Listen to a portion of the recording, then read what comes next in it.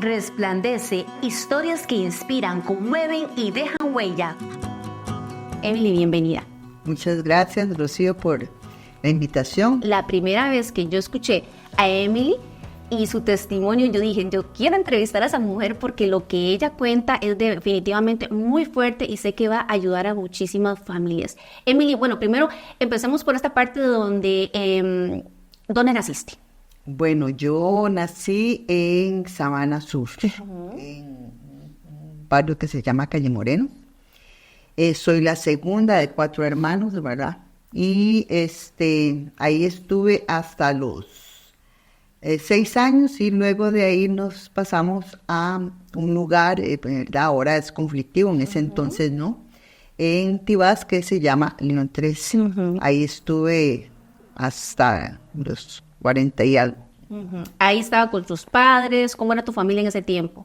¿Tu relación con ellos, cómo era? Bueno, yo vengo de una familia que ahora le dicen disfuncional, ¿verdad? Una mamá muy sumisa, un papá en ese entonces agresor. Nosotros nos criamos en un ambiente, bueno, tranquilo, ¿verdad? Lo que pasa es que por la forma del barrio, cuando empezaron ya los problemillas ahí en el barrio conflictivo, pues se fueron tornando ahí, ¿verdad? Las situaciones, uno va captando lo que es el riesgo social en esos lugares. Pero mi infancia, pues, fue normal, diría yo, ¿verdad? Sí fue una niña muy,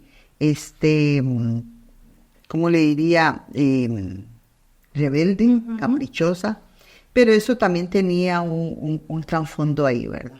¿Qué pasó con tus padres, la presencia de ellos en tu vida, con tus hermanos? Bueno, mis padres eran de una religión tradicional, ¿verdad? Nos inculcaron siempre valores, pero con el tiempo, cuando nosotros nos pasamos de barrio, ya mi papá y mi mamá empezaron a tener, ¿verdad? Otros cuidados, nos tenían, como éramos las mayores, mi hermana y yo, entonces nos tenían al cuidado de mis hermanos. Y íbamos a coger café, esas eran las vacaciones de nosotros, coger café. Pero, digamos, la niñez no tengo así como mucha relevancia, solo un acontecimiento me recuerdo cuando estaba muy pequeña, de un señor que llegaba hacer los famosos excusados que decía uno, los baños de hueco. Y uno de ellos me tocó.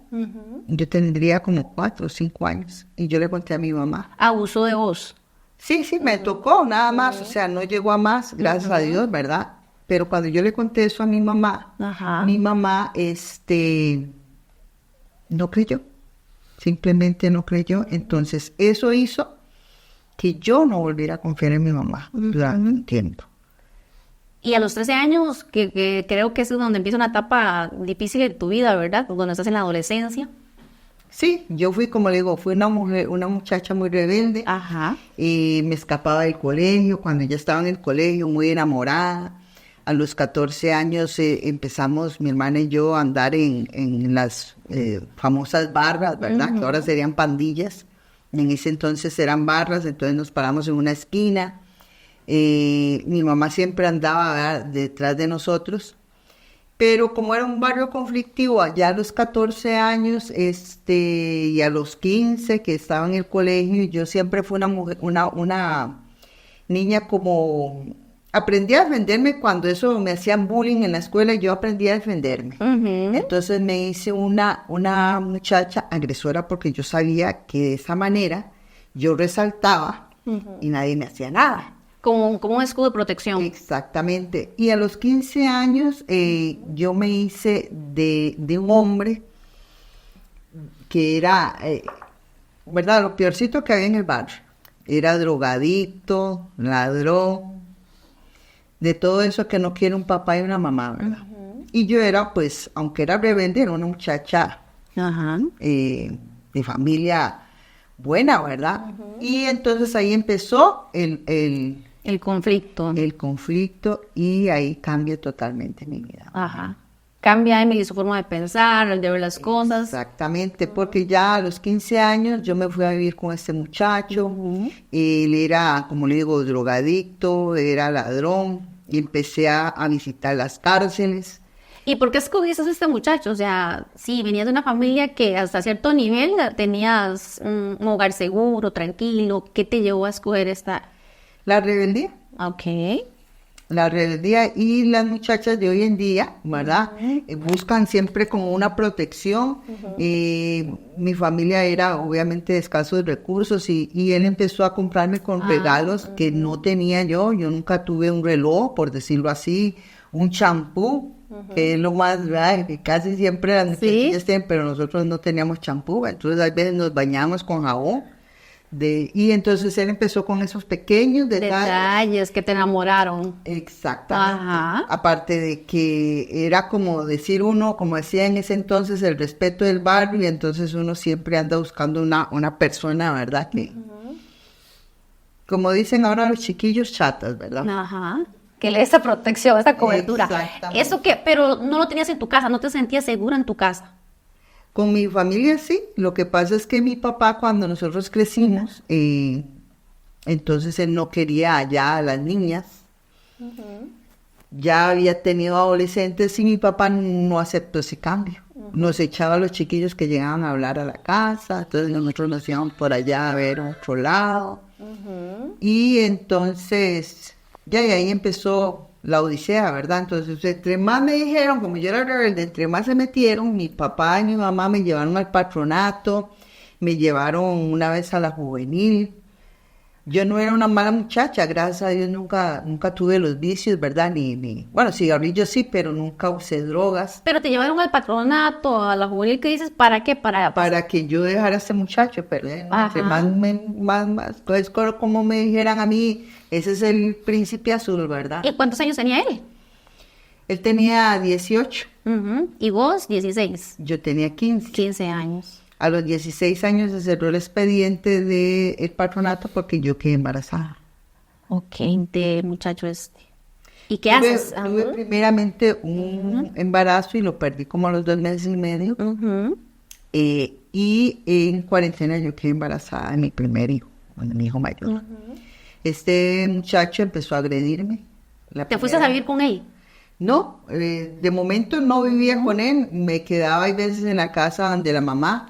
Me recuerdo que la primera vez que él me pegó, me llevó como 400 metros y me pegaba y me pegaba, me daba como con la mano abierta. ¿Y la gente no te ayudaba, no te defendía? No, y entonces yo lloraba, y fue la primera vez que me pegó, y esa vez yo me oriné. Qué triste. Tunda que me dio.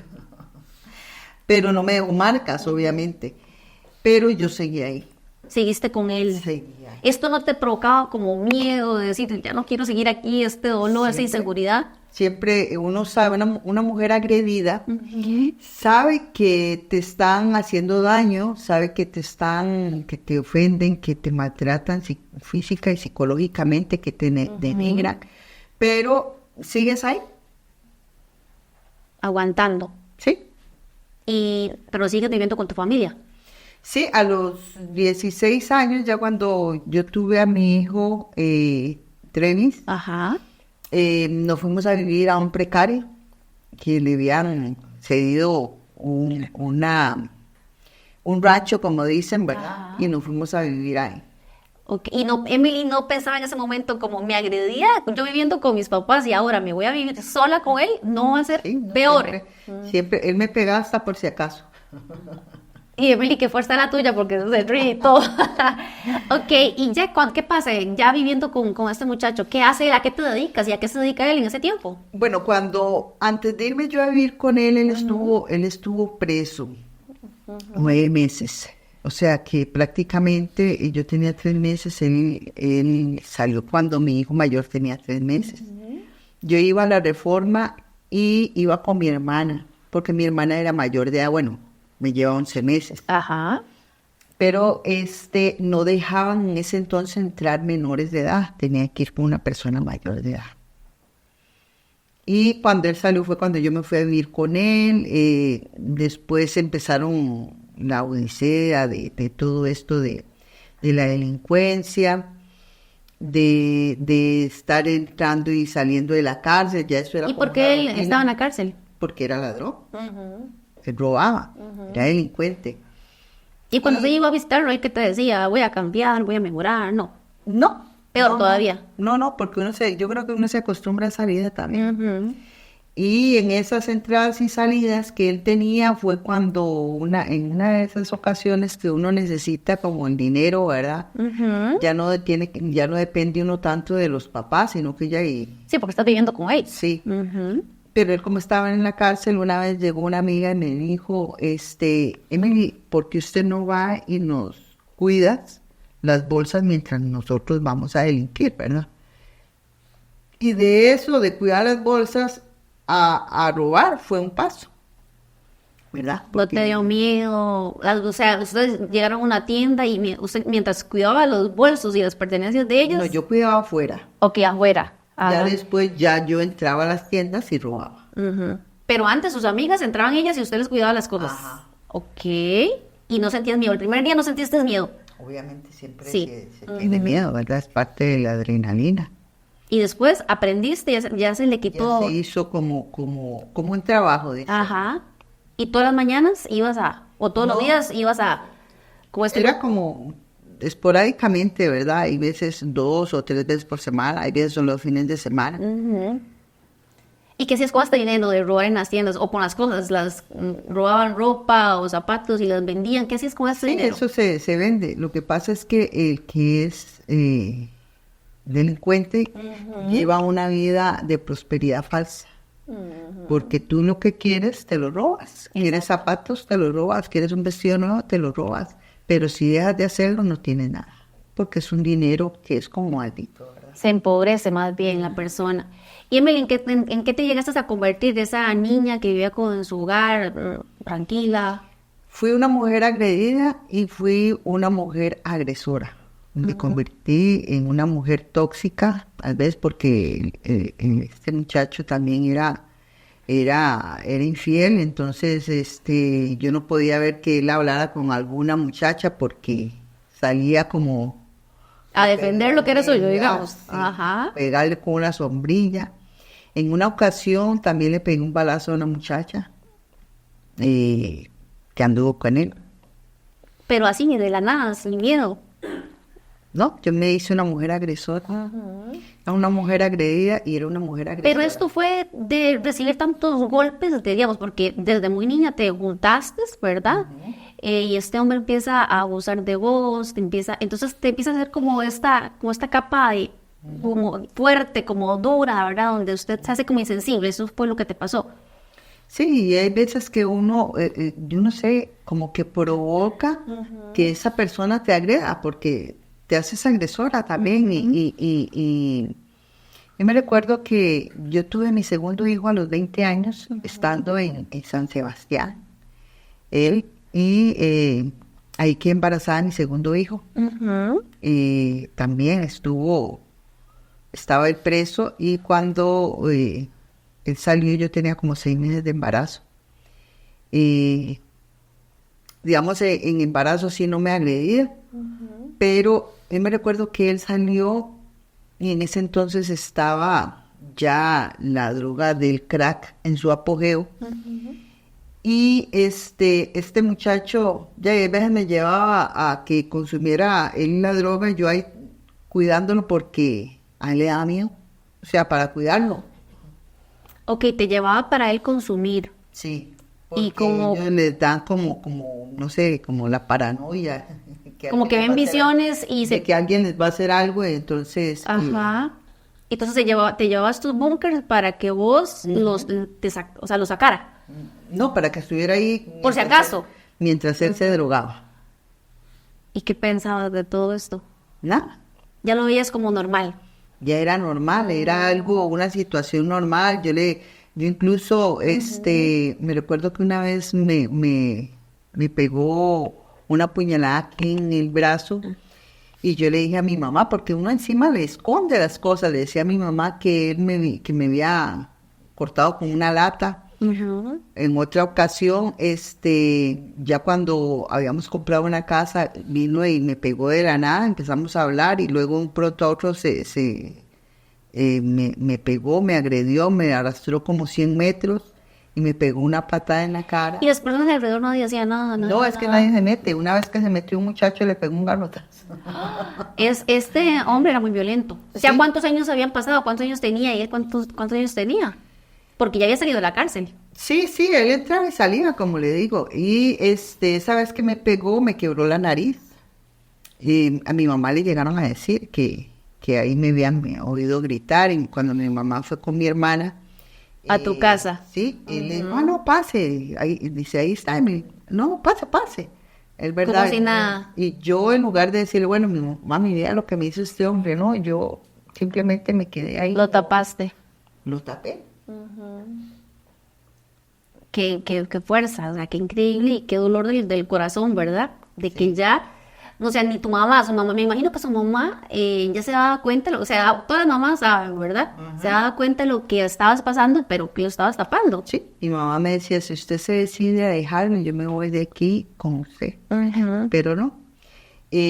Luego él cambia de profesión, decimos nosotros, cambió de profesión. Una vez me dijo él, bueno, ya no me está yendo bien en el robo, Ajá. entonces voy a traficar. Uh-huh. En un principio no me pareció, pero luego ya me convertí como en la socia. Uh-huh. Y llevaba ya un año vendiendo droga y y se hizo tan famoso que despertó como el celo y la envidia de las personas alrededor que también traficaban, y le echaron a la policía y le hicieron un operativo y luego llegaron a la casa. Esa vez llegaron a hacer el operativo y él se echó el problema y yo no fui a la cárcel en esa ocasión. A él lo sentenciaron a 4 años de prisión, y en esos 4 años yo me sentí como liberada. Entonces, lo que no había vivido en todos esos años, empecé a vivirlo. Yo tenía como 24 años y empecé a andar entonces en las discotecas, dejaba a mis hijos con mi mamá, me iba, como dicen, de fiesta. Y en eso conocí al papá de mi tercer hijo, que era un muchacho más joven que yo, ya me llevaba como 6 años. Él tenía como 18 y yo tenía 24 años. Y este muchacho fue el que hizo que yo dejara al papá de mis hijos estando en prisión. Lo dejé. Una vez simplemente dije, no voy a volver, y no volví. Y no volviste, y te seguiste con el negocio de él. Yo seguía robando. Uh-huh. Y cuando viví con ese muchacho, que fue como un año, porque era un muchacho que estudiaba y todo, me quise reincorporar otra vez en el estudio, pero después él consiguió otra muchacha por ahí en el colegio y él se fue, pero seguía llegando y quedamos casi que igual, la muchacha que ahora es la esposa y yo casi quedamos embarazadas al tiempo. Mi hijo es mayor 9 días que la muchacha. Qué increíble. Y hay un lapso de tu vida donde, bueno, el muchacho anterior, ¿verdad? Te metió en el negocio de que tenía él, de vender drogas desde la casa. Sí. ¿Vos lo abandonas completamente el negocio o sigues solamente robando? Sigo robando. Ajá. Me olvidó contarle que la primera vez que yo estuve presa en el Buen Pastor fue embarazada de mi segundo hijo. Fue un día. Con mi tercer hijo estuve 12 días. En el Buen Pastor. En la cárcel, ajá. Y esa fue otra oportunidad que me dio el Señor. Tenía juicios cada 2 por 3. A veces por robo, pero... Y ver a tus hijos no te daba como el chance de decir, quiero salir de esta vida, quiero enseñarle otra cosa a mis hijos, quiero cambiar. No, porque estás con un velo. Cuando tú no tienes al Señor en tu corazón, el dinero y el amor al dinero es lo principal, ¿verdad? Entonces estás en ese mundo y ahí es donde quiero llevar, tenés que tocar fondo. Porque cuando Dios te ha escogido con un propósito, te va a llevar hasta el fondo. Así es, así es. Luego, de eso, el papá de mis hijos conoció a una muchacha estando en prisión, se casó con ella, tuvo una hija, pero cuando él salió volvió a buscarme. Ok.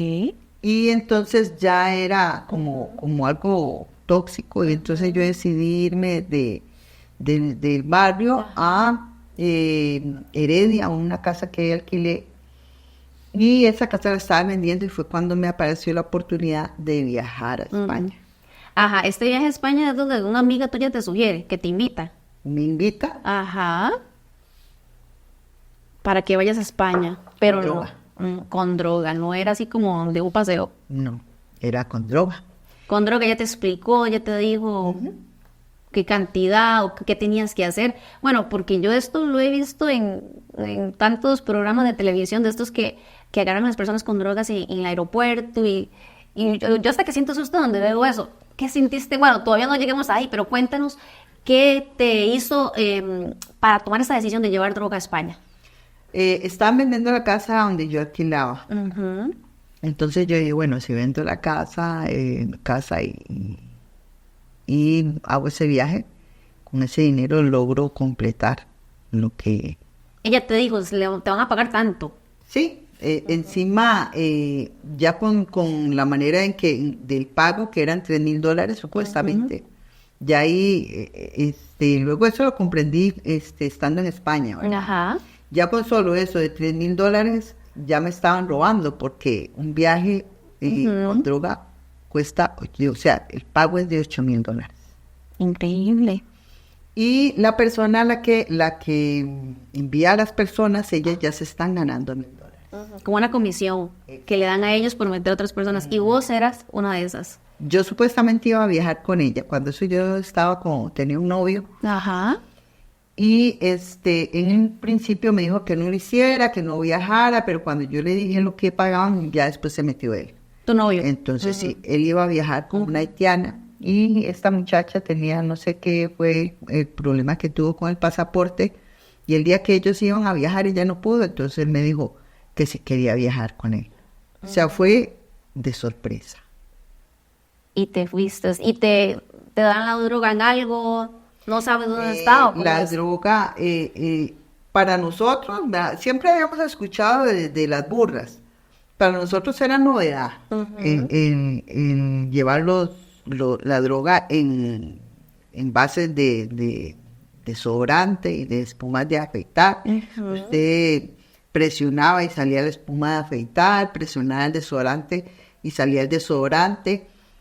Pero eso en España ya era algo viejo. Para mí era nuevo, para nosotros era nuevo.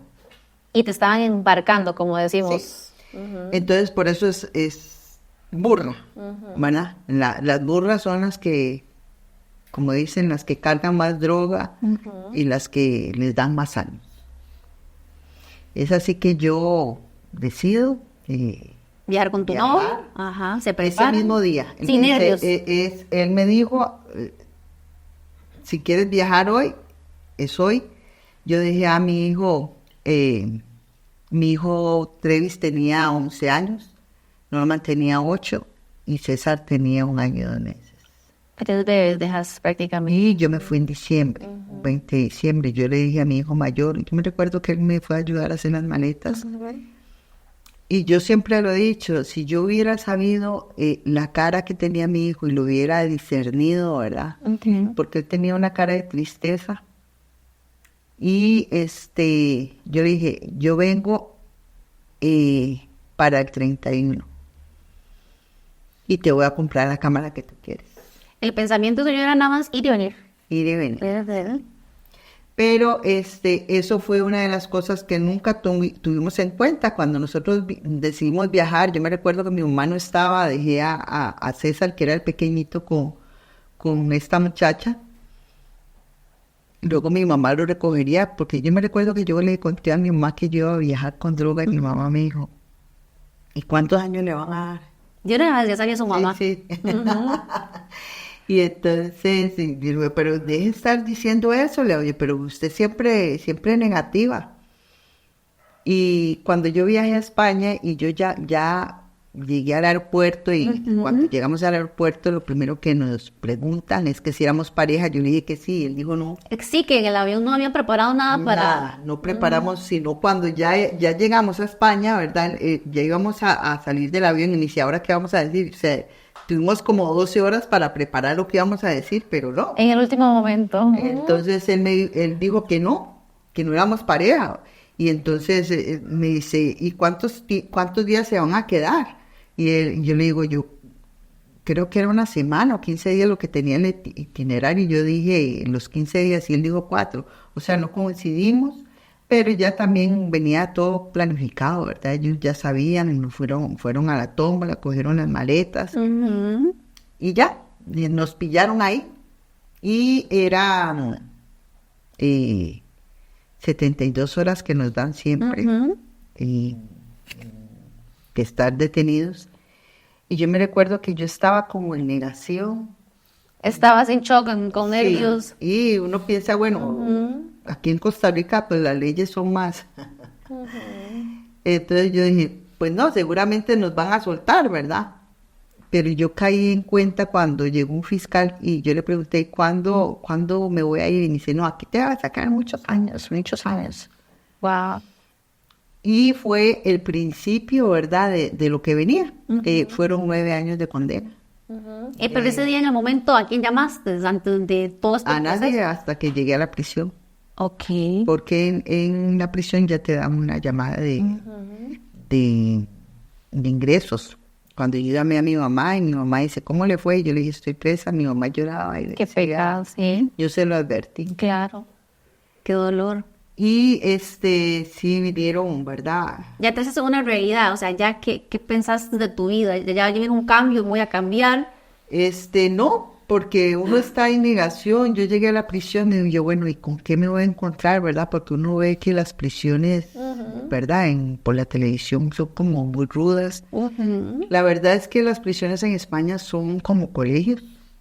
Sí, no dejan de ser prisiones, pero duro es no tener una familia.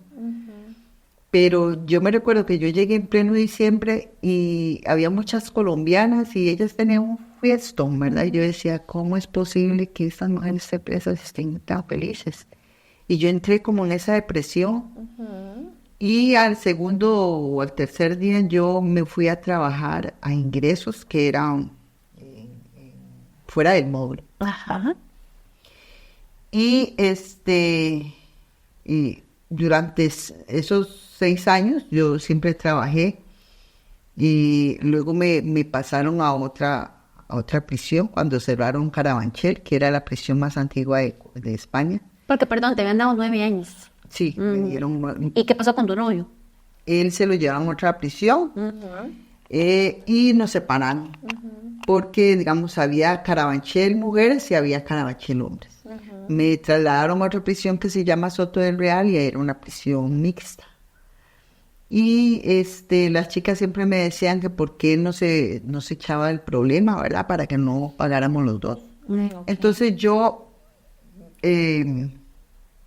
me enojé o dije, él no fue capaz de echarse el problema y siempre se lo dije. Él se inventó una historia que era mejor una de vaqueros, ¿verdad? Él dijo que nos habían engañado en la agencia, que nos habían regalado y que nos habían pegado un viaje. O sea, era una historia sin fundamento. Pero nunca se quiso, aunque yo una vez se lo quise como decir, ¿verdad? Que por qué él no se echaba el problema, pero nunca quiso. Hoy entiendo que ya mis consecuencias son mías. No tiene por qué cargar otro las consecuencias, pero en ese momento sí me molesté y me aparté y luego terminamos ahí la relación. ¿Y qué pasó contigo en la cárcel en esos 6 años? Bueno, yo a los con las 3/4 partes creo que tenía derecho a los permisos. Allá los permisos te dejan salir de 3 a 6 días y luego regresas a la cárcel. Por el buen comportamiento. Ajá. Entonces eso sí, tuve siempre un buen comportamiento. ¿Y salías a dónde en España si no conocías a nadie? Era un piso de acogida que se llamaba Horizontes Abiertos. ¿Ellos te daban el lugar para? Sí, se centro me negó 3 veces el permiso, pero yo lo recurrí a la juez y ella me los dio. Después el centro me empezó a dar los permisos. Al año de estar en permisos, estar saliendo de permisos, ya me dieron un centro de confianza, que ya le hice en un 3er grado, que ya es una prisión donde sales todos los días. Pero yo conocí en un permiso al que fue mi esposo. Bueno, yo conozco a este señor y por medio de un amigo de él, que llegó al piso de acogida. Ajá. Y conozco a este señor y en un segundo permiso que nos volvemos a ver, me doy cuenta de que él, a pesar de que en Colombia trabajaba, ahí robaba. También. Entonces vuelve otra vez, ¿verdad? Vuelve y nuevamente en España. Entonces, mi mamá reciclaba, vendía latas y... ¿Qué es esto? Porque vos estabas en la cárcel de España, tus hijos estaban aquí en Costa Rica con tu mamá. Sí, con el sueldo de mi papá. Entonces mi mamá la ayudaba, pero ella reciclaba latas y botellas, las vendía para poder ver a 2 adolescentes, ¿verdad? Que ya estaban en el colegio. Y mi hijo César en ese entonces estaba, creo que en el kinder. ¿No hablabas con ellos? Sí, yo los oí crecer por teléfono. César no hablaba y cuando yo lo llamaba fue cuando yo empecé a oír la voz de mi hijo, ¿verdad? Cambiar la voz de César y de Norma. Empiezo a delinquir. Igualmente en España por ese señor, porque también ese señor, el colombiano... Sí.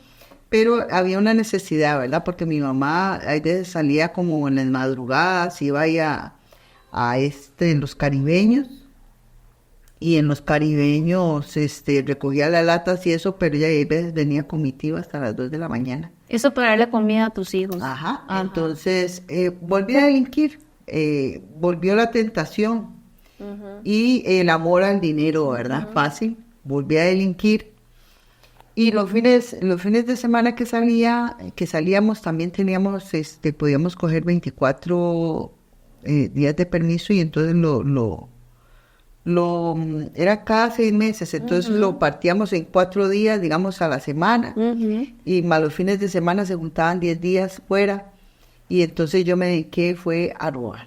En España. Sí, entonces yo empecé a mandarle dinero a mi mamá, mi mamá me abrió hasta una cuenta en el banco, pero el delincuente piensa que nada le va a pasar, y una vez estando en Burgos, fuera de Madrid, me volvieron a coger, y me retrocedieron otra vez a la cárcel. ¿Más tiempo?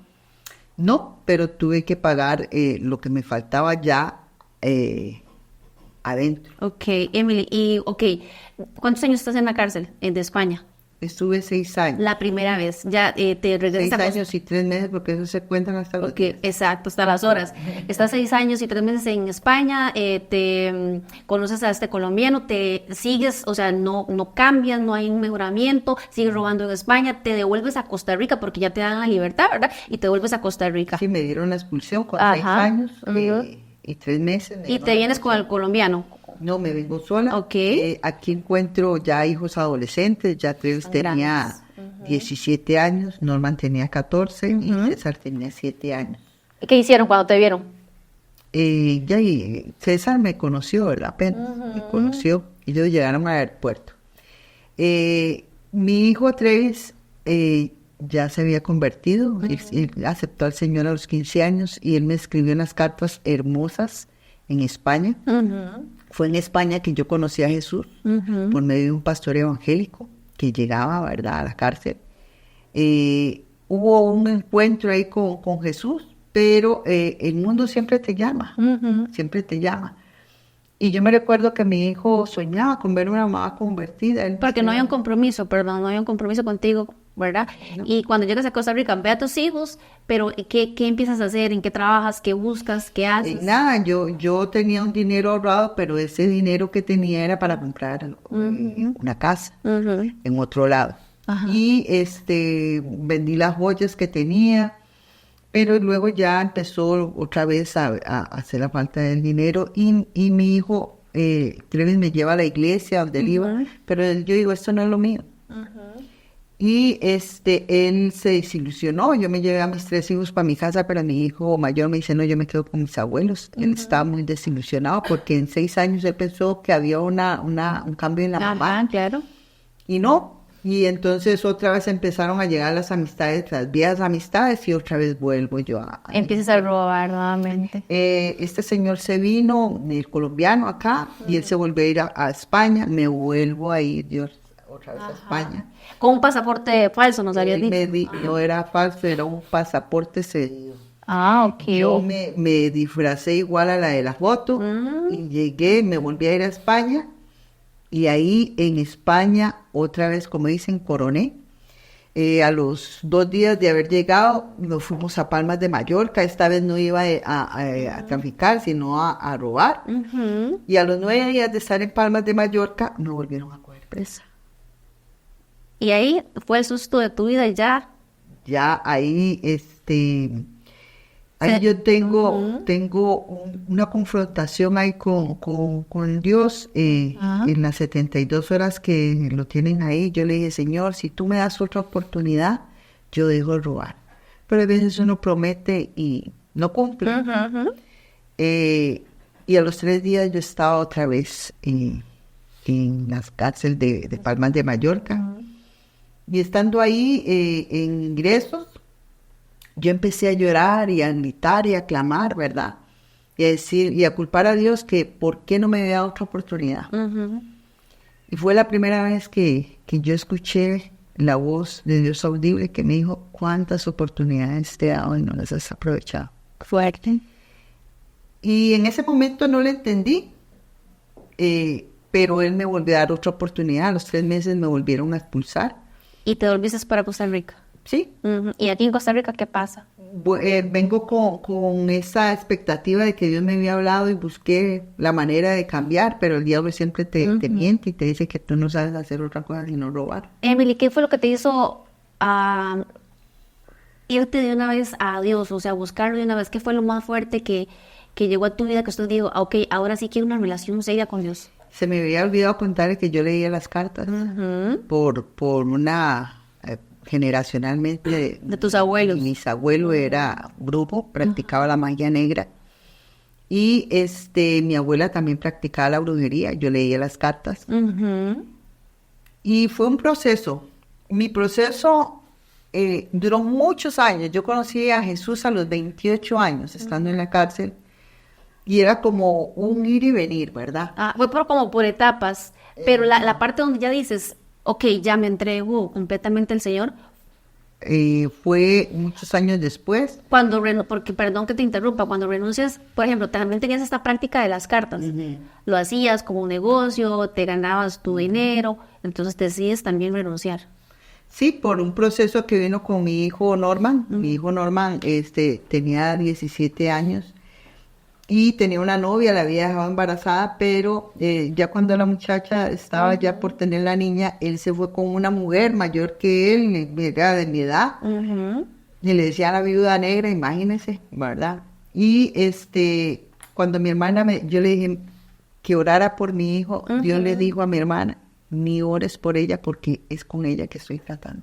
¿Estaba tratando Dios con usted? Ajá. Ok. Entonces yo fui con unos pastores a sanidad interior, pero más que todo era como liberación, ¿verdad? Y ahí vuelve Dios a hablarme por medio de este señor, porque era una pareja de matrimonios, y me dice, el Señor me dice que tú siempre le echas los problemas, yo te veo como un cuarto, no es una celda, ¿verdad? Un cuarto, y Dios te dice cuántas oportunidades sean, bueno, se has aprovechado. Ahí Dios me volvió a hablar. Y yo hice un pacto con Dios de no volver a leer las cartas. Mi hijo volvió otra vez. Lo cumpliste. Pero una vez que mi hijo volvió, otra vez volví yo al mundo. Después vinieron más pruebas. Mi tercer hijo se metió en drogas. Y ahí fue cuando yo dije, no, ya yo necesito que mi hijo cambie. Y yo empecé a ir a un grupo ecuménico que se llama Tierra Fértil, porque yo necesitaba a Dios, pero sin compromiso. No quería compromisos de religiones ni nada. Yo necesitaba a Dios nada más. Y estando en ese grupo fue cuando me di cuenta que la primera que tenía que cambiar era yo.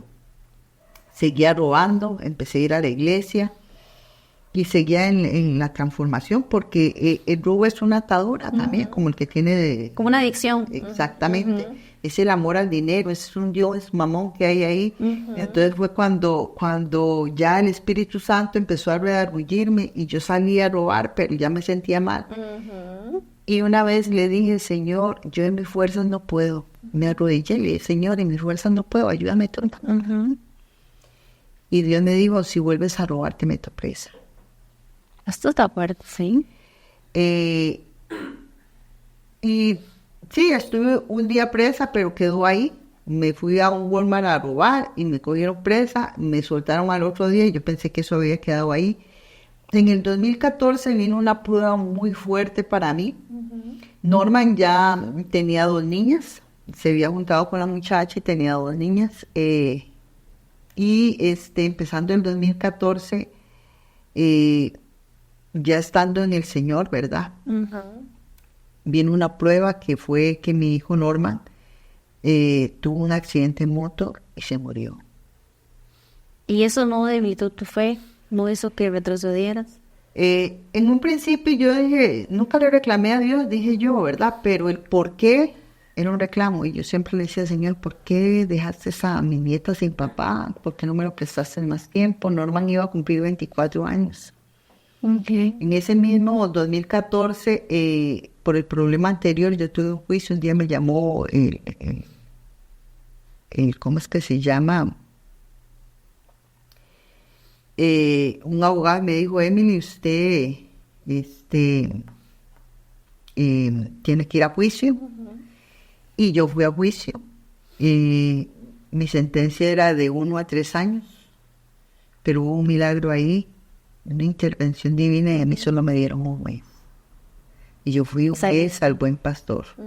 Y en el Buen Pastor, estando un día, cuando nos sacábamos una hora ahí al patio, yo hice un pacto con Dios y yo le dije, Señor, algún día tú me vas a traer de nuevo a prisión, pero no presa, sino a hablar de las cosas que tú has hecho conmigo. Y lo está haciendo, porque Emily ahora, Emily, que ya se nos fue el tiempo, pero Emily ahora es una mujer que se dedica a hacer esto, a llevar la palabra de Dios por todo el mundo. Está escribiendo su libro, ¿verdad? ¿Cómo se llama tu libro, Emily? Se llama Presa en el extranjero. Presa en el extranjero. Ese libro sí viene con lujos y detalles de todo lo que pasa uno en la prisión. Exactamente. Emily, para cerrar, yo quisiera que le diga a nuestros queridos amigos, o sea, ¿cuál fue el versículo que te ha dado más fortaleza en todos estos años? ¿Y cómo le llamarías a esta etapa de tu vida? Bueno, hay muchos versículos, ¿verdad? Montones, pero uno. Pero el del verdadero cambio de la evangelista, yo digo que es este versículo que dice, se me fue. Si alguno está en Cristo, nueva criatura es. Las cosas viejas pasaron y todas son hechas nuevas. Y todas son hechas nuevas porque Dios me cambió hasta mi manera de vestir y mi manera de hablar. Ahora soy una nueva criatura y no podemos quedarnos callados.